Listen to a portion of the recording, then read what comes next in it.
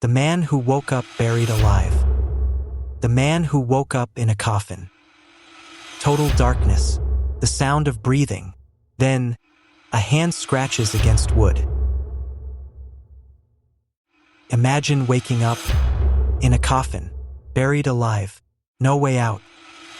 That's exactly what happened to John Williams, a struggling miner in the 1800s.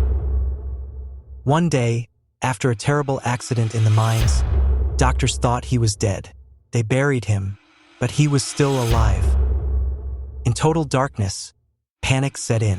He screamed, but no one could hear him. He clawed at the wooden coffin, but the dirt was too heavy.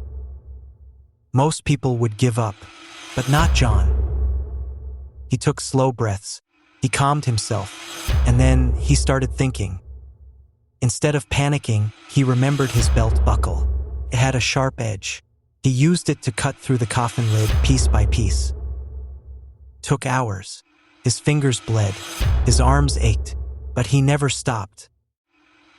Finally, fresh air. John clawed his way out of the grave. He was exhausted, but he was alive. Most people bury themselves in excuses, in fear, in doubt. They think they're trapped.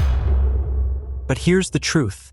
If a man can escape a real coffin, you can escape the mental coffin you've built for yourself.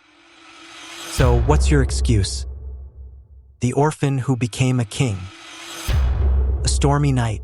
A small boy sits alone in the rain, hungry, abandoned. No family, no home, no future. That's how David started his life. An orphan, left to survive on his own, begging for food in the streets. People looked at him with pity, or worse, with disgust. One night, an old man stopped and said, "You have the eyes of a king." David laughed. "I'm not a king. I'm nobody." The old man shook his head. "No, a king isn't born. He is made." Those words changed everything. David stopped waiting for life to be fair. He worked harder than anyone. He learned how to fight, how to lead, how to win. Years later, that same orphan boy stood at the top of the world. As a billionaire, a leader, a king in his own right.